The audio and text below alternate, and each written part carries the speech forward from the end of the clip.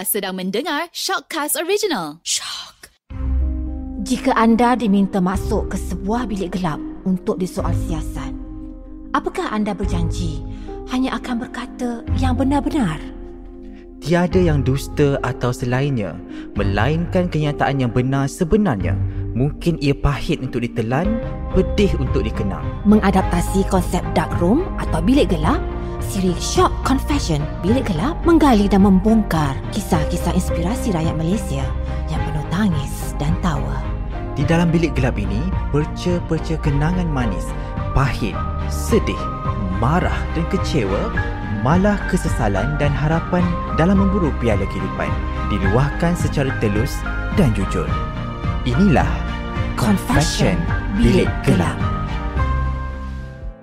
Hai, bertemu kembali dalam Shock Confession Bilik Gelap bersama saya Kimi Aisyari, dan terima kasih kepada anda luar sana kerana setia bersama Bilik Gelap ini. Dan minggu ni special, kita bawa seorang yang sangat istimewa, banyak cerita inspirasi yang akan dikongsi. Dan saya nak jemput dalam Bilik Gelap ni Syafiee Naswik. Terima kasih Syafiee kerana sudi berada dalam Bilik Gelap bersama dengan saya. Sama. Okey Syafiee, sebelum kita pergi lebih jauh lah kan, boleh tak Syafiee cerita sikit perkembangan terbaru dalam bidang industri seni? Saya baru habis syuting drama bersiri daripada bulan 12 hari itu. Adi Putra punya production. Watak saya supporting lah, tapi dia seorang rakan yang banyak memberi nasihat dan teguran pada kawan baik dia. So adalah konflik-konflik dan cerita tu, sebab cerita ni dia punya konflik berlayer-layer lah, berlapis-lapis kan. Itu maybe keluar dalam bulan 10 kot I think. And then ada satu filem hantu tapi tak keluar lagi. And then yang lain tu telemovie lah. Menjadi pelakon di usia muda sebenarnya bukanlah perkara yang senang kan. Banyak fasa perlu lalui. Masa mula-mula dapat tawaran berlakon, ingat kita cerita banyak throwback lah kan. Syafiee pernah tak rasa macam alah menyesal ni je berlakon macam tu masa awal-awal, ataupun sebenarnya enjoy je berlakon ni Syafiee? Mula-mula saya enjoy, tapi lama-lama semakin saya membesar, adalah sedetik perasaan yang kadang-kadang tu rasa menyesal pun ada. Ada. Kita human kan. So tapi bila saya fikir balik, ada sebab kenapa saya dilahirkan untuk buat benda ni. Mungkin untuk saya cari baliklah motivasi diri kan. Yang mana mungkin ada banyak benda yang saya boleh share dengan orang. Mungkin untuk sesetengah, kalau kita tengok dekat tepi-tepi jalan, ada orang mengemis, ada orang susah, ada orang itu, ada orang ini, ada orang kaya tapi tak punya anak dan sebagainya. Jadi cerita-cerita orang yang tertutup ni, yang kita tak tahu sebagai masyarakat, pelakon yang kena buat kerja untuk bagi tahu orang. Setiap orang itu ada ceritanya tersendiri. Jadi pelakonlah yang kena menggali perasaan-perasaan orang tu. Jadi dekat situlah kita mula menghargai perasaan, erti sebuah perasaan, erti tentang kehidupan, erti tentang pengorbanan, erti tentang segala-galanya, cinta dan kasih sayang. Bila saya menjadi seorang pelakon, dulu saya tak tahu apa motif saya untuk jadi seorang pelakon. Sampailah ada seorang budak, ada orang tua, ada mak-mak ke apa ke, datang jumpa saya dan diorang cakap, you inspire me untuk jadi better person, you inspire me, apa yang you berlakon tu, itu sebiji cerita I, dia kata. So secara tak langsung saya melihat di dalam lakonan ni memang penat, memang struggle, memang survive dan sebagainya. Kadang-kadang kita pun tak tahu sampai bila kita akan berlakon. Tapi bila kita tengok komen-komen dan feedback yang positif daripada orang ramai tu, membuatkan kita rasa yang ini adalah passion aku, ini kelebihan aku, yang mana Tuhan letakkan aku dalam bidang ni, belajar untuk menceritakan tentang perasaan pada orang, dekatkan dengan hati orang, kita menyentuh hati orang. Kita ni bukan sekadar pelakon, tapi kita sebagai seorang pemeran yang kita meletakkan diri kita bukan sekadar sebagai simpati, tapi meletakkan empati, kita dah menjadi orang itu. Bila kita bercakap pasal lakonan, kita tahu Syafiee seorang yang versatile. Dia dah membuktikan dari segi lakonan dan sebagainya. Kita dah tengok hari itu macam banyak lakonan yang Syafiee berani lakukan, dan banyak lagi yang mana pelakon lain tak berani nak lakukan. Dan sebenarnya dalam mencari sebuah karya dan menjadi sebuah karakter dan sebuah karya tu kan, apa lagi yang mungkin Syafiee tercari-cari lagi sampai sekarang? Saya berlakon daripada umur 14 tahun. Sampai sekarang umur saya dah 29 tahun. Sebenarnya apa yang saya buat tu mungkin sebesar jari saja. Maksudnya saya belum cukup versatile lagi. Saya banyak lagi benda yang saya tak faham, benda yang saya tak tahu, benda yang saya tak pernah dengar. Sebab dia ibarat lakonan ni macam lautan lah. Dia baru explore lautan tu maybe baru 10%. So 90% lagi kita tak tahu. So sama macam lakonan juga. Apa yang saya tahu, apa yang saya buat, apa yang anda lihat dan tonton di TV atau program, itu mungkin sekelumit je yang saya dapat bagi. Banyak lagi yang mungkin saya tak tahu atau saya tak jumpa lagi dengan watak-watak yang lebih hebat, watak-watak yang ditulis oleh seorang director atau penulis skrip yang bagus. Saya tak jumpa lagi. Ramai lagi orang kata insan-insan seni yang saya tak pernah dengar lagi atau saya tak pernah kerja lagi. So benda tu saya meletakkan apa yang saya buat tu hanyalah sebesar ibu jari saja yang saya mampu bagi. Wow, itu pun dah kita rasa macam bagi saya dah besar, tapi bagi Syafiee menganggapkan itu sebesar ibu jari, maksudnya banyak lagi yang Syafiee nak explore, betul? Betul. Okey, jadi saya selalu mengenali personaliti seorang berdasarkan nama bintang fizik. Saya melihat Syafiee lahir pada 2 bulan 8 1992, betul? Betul. Okey, dan Syafiee ni sebenarnya nombor 4, dan kiraan nombor 4 ni sebenarnya orang nombor 4 ni lah orang yang mudah kesian kat orang. Pernah tak benda tu berlaku dalam kehidupan Syafiee? Ya, betul. Pernah tak benda tu berlaku dekat kehidupan harian? Mungkin ada satu situasi yang mungkin Syafiee boleh cerita? Mak saya tak ingat situasi, tapi saya memang mudah kesian orang. Saya tak boleh tengok orang lebih susah pada saya, ataupun saya tak boleh lihat haiwan-haiwan terbiar ke. Saya tak boleh lihat macam orang-orang tua diperlakukan atau dianiaya oleh anak-anak ke. Saya takkan cari sebab kenapa orang ni kena tinggal dengan mak bapak dia ke apa, contoh kenapa dia bercerai dengan tak. Saya takkan kaji sampai tahap tu. Cuma untuk situasi yang saya melihat itu, saya melihat dia antara saya dan dia.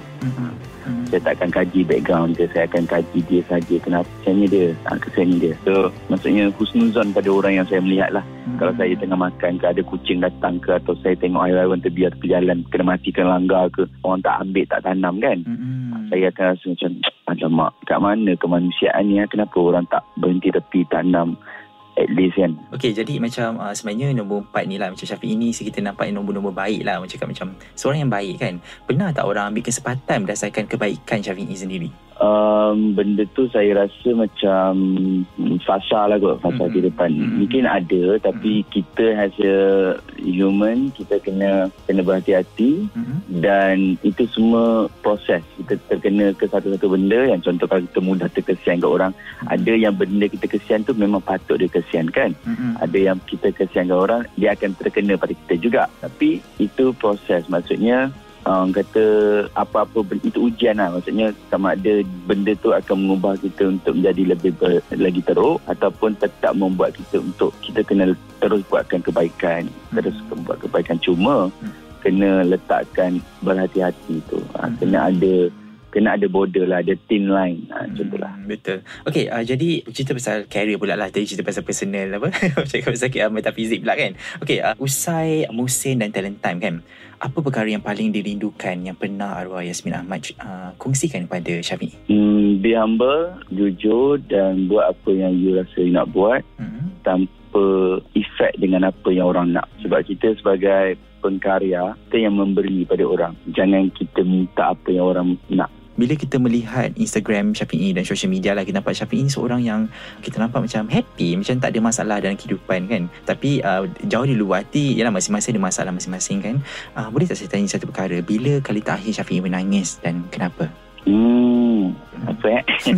Saya susah nak menangis. Saya menangis mungkin masa Yasmin Ahmad meninggal kot. Oh, lama dah tu. Kalau in real life lah. Yang lain saya susah. Saya jenis yang macam kalau ada something bad happen dekat saya pun, saya akan macam diam kejap. Lepas tu saya macam tak apalah, kena move on. Dan saya akan cari siapa yang boleh bagi vibe baik kat saya. And then saya akan pergi kat orang tu, and then saya happykan balik diri saya. Ataupun kalau saya tak boleh, saya misalnya masa tu memang saya tak ada mood ke apa ke, saya akan tidur ataupun saya akan bawa kereta, saya keluar pergi jalan-jalan seorang-seorang. Bila saya dah okey, saya balik. Sebab kalau kita lama-lama sedih pun, orang tak peduli pun.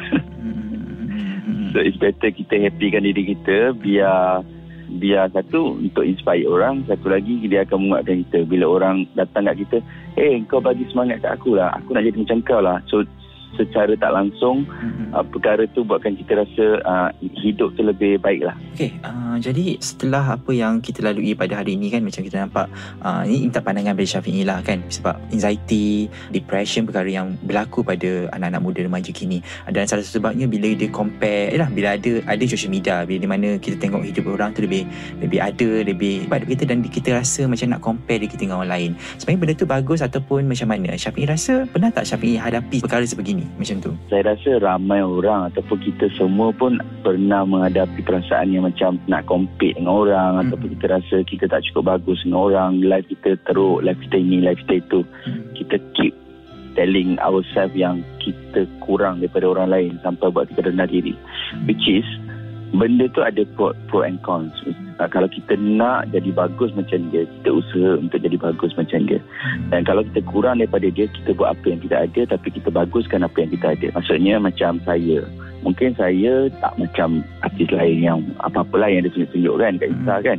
Tapi saya buat apa yang saya boleh buat, dan dalam masa sama, kalau kita suka dengan dia punya life, kita boleh adapt dengan dia punya life, tapi kita bawa dengan cara kita. Kita tak boleh, sebab setiap orang mempunyai kasut sendiri. Kita berdiri dalam kasut kita, tapi kita congak pandang orang punya life supaya kita boleh tengok, life kau best lah, aku pun nak buat jugalah. Contohlah kalau dia beli bunga dekat parents dia, so life kau buat, mak kau macam ni bestnya, aku pun nak buat jugalah. Itu satu benda yang baik. Tapi kalau kita cakap dia ni tu, so dia akan membuatkan kita jadi pressure sebab atas kelemahan kita yang kita tak mampu buat. Kita buat apa yang kita mampu buat, dan kita enjoy dengan apa yang kita ada tu. Bila kita lihat makna sebuah kejayaan tu berbeza kan Syafiq, macam Syafiq cakap tadi, macam Syafiq bukan seperti artis lain yang tunjuk-tunjuk benda ni dan sebagainya. Makna sebuah kejayaan tu berbeza. Ada orang memandang, aku rumah besar, aku berjaya, aku kereta banyak, aku berjaya. Macam Syafiq sendiri macam mana? Adakah perspektif kejayaan tu seperti itu bagi Syafiq? Saya betulkan balik ayat saya lah. Macam melihat artis-artis lain apa-apa tu, itu pilihan mereka lah. Itu pilihan mereka, dan setiap dari kita mempunyai pilihan masing-masing. Dan dari segi kejayaan pula, kita semua ada kejayaan masing-masing. Ada yang berjaya melalui pelajaran, ada yang berjaya melalui pekerjaan, ada yang berjaya dari segi dia menolong mak bapak dia ke, ataupun adik-beradik, ataupun orang-orang luar yang kita tak tahu. Itu semua kejayaan kita. Macam mana kita nak appreciate. Dan dari segi kereta atau rumah itu adalah mungkin dari segi keperluan, ataupun dari segi rewards. Kita dah bekerja kuat-kuat kan, so kita pun macam aku nak reward diri aku untuk something benda yang big, yang aku rasa berbaloi dengan apa yang aku usahakan. So itu sebenarnya kita kena pandang dari sudut yang positif jugalah. Kan kalau kita rasa, misalnya ni untuk anak-anak muda lah, kalau kita rasa macam orang ni ataupun artis ni ke keep post benda-benda yang kita rasa kita tak suka, kita jangan tengok. It's better kita tidak menyakitkan hati kita. Macam sekarang ni saya tengok ramai sangat orang macam depression apa kan. Saya rasa depression ni memang satu penyakit yang dah lama dah sebenarnya. Betul. Cuma kita jadi macam mudah, stress sikit je, depression. Stress sikit je, depression. Dan it's better kalau kita dapat gunakan Instagram atau media sosial tu, kalau kita sakit lah misalnya, kita memang depression ataupun anxiety dan sebagainya, kita pergi berubat. Kita pergi jumpa pakar ke apa, jangan ambil Instagram status, sebab benda tu akan memberikan corak yang tak berapa baik lah pada saya. Pernah tak? Macam Syafiq pernah lalui fasa tu tak? Rasa macam aku ni depression sebenarnya. Pernah tak? Tak ada lah. Saya tak ada. Cuma saya punya pemikiran saya adalah it's better kalau kita ada sakit depression ke apa, pergilah berubat. Pergilah berubat. Dan orang-orang sekeliling pun jangan memandang depression tu macam bila orang tu ni kau hentam kan. So macam itulah. It's better kita jauhkan diri sekejap daripada Instagram ke apa ke. Kau buatlah kau best-best. Seronok saya borak dengan Syafiq ini. Rasa macam tak puas rasa kan. Okay, just nak bercakap, pernah tak rasa macam penatnya je artis ni, macam rasa give up dah, rasa macam apa yang Syafiq lalui dan juga apa yang Syafiq cuba pertaruhkan, rasa macam tidak berbaloi. Pernah tak benda berlaku pada Syafiq? Pernah, saya banyak kali rasa give up. Tapi perasaan give up tu sebenarnya membuatkan saya lebih kuat lepas tu. Selalulah rasa give up dalam hidup. Jangan terlalu selesa. Sebab bila kita rasa give up, contoh macam saya berlakon, tapi saya rasa macam saya tak cukup bagus untuk watak tu, ataupun ada orang bagi tahu kau tak sesuai untuk watak tu dan sebagainya. Saya akan ambil benda tu sebagai challenge untuk saya. Saya akan buktikan pada orang tu yang saya boleh buat tanpa saya perlu berkata aku boleh buat. Tak, saya keep improve diri saya melalui pelakuan tanpa bercakap pasal benda tu. Dan perasaan give up tu sebenarnya sangat bagus sebab bila kita give up, kita duduk seorang-seorang, kita mula berfikir balik apa kekurangan kita yang kita boleh improve. Daripada kita bercakap tapi kita tak improve, kita rasa selesa dengan apa kita buat, end up benda tu akan makan diri kita. Bila kita rasa kita ada semua benda, dan benda tu akan membuatkan kita tidak memandang pada apa yang kita nak pegang. Kita dah lupakan dah. Terutama macam saya, kalau saya berlakon pun saya kena pergi kelas, saya kena latih diri saya lagi, banyakkan tengok movie, banyakkan bertanya dengan orang apa yang tak tahu, menuntut dengan guru-guru yang memang berpengalaman dalam industri. Kita sebenarnya dunia berlakon ni adalah apa yang kita lihat di sekeliling kita adalah sistem pembelajaran. Itulah sekolah kita hari-hari. Okey, sepanjang berapa series dalam bidang lakonan kan, kita lihat mana satu lakonan yang Syafiq rasa macam puas lakukannya macam tu. Kalau boleh dikongsi. Saya rasa semua puas, tapi Syafiq yang rasa macam okey, aku rasa puas buat benda ni. Macam tu. Yang mana satu Syafiq? Okey, jujur lah bang. Saya sebenarnya saya tak pernah puas pun. Okey. Saya tak tahu sebab mungkin ada orang puas, tapi macam saya, walaupun orang kata Ibrahim kau berlaku macam Musim ke apa ke Songlap ke Dalam Time ke sebagainya, saya rasa bila setiap kali kita menonton, dia membawa kita ke journey yang lain dan motivasi yang lain. Contohnya kita menonton masa umur kita 14 tahun, kita rasa wow, bestnya, aku boleh berlakon. 5 tahun lepas tu kita menonton balik, kenapa aku berlakon macam tu? Okey, 10 tahun lepas tu kita tengok balik, ya Allah, bodohnya lah kau, kenapa kau berlakon macam ni? 15 tahun kita tengok balik, kau memang tak bagus langsung lah. Kau memang tak pandai berlakon macam tu. Jadi saya rasa macam ada orang lebih hebat pada saya, dan itulah proses belajar saya. Sebab kalau saya rasa saya puas, mungkin saya akan stop berlakon dah. Tapi sebab saya rasa saya tak puas lagi, saya nak belajar lagi, jadi apa kerja-kerja saya, kadang-kadang saya tak tengok pun cerita saya berlakon sebab saya mandi. Saya rasa apa yang saya beri itu tak mencapai piawaian lah. Terima kasih Syafiq kerana terus bersama kami dalam Bilik Gelap ni. Dengan setiap confession jujur Syafiq ni, saya rasa mendapat memberi inspirasi kepada luar generasi akan datang lah. Kalau kita mungkin dah tak ada dalam dunia ni, inilah jadi archive kita untuk orang mendengar dan menjadi ilmu pada masa akan datang. InsyaAllah. Okay, terima kasih Syafiq.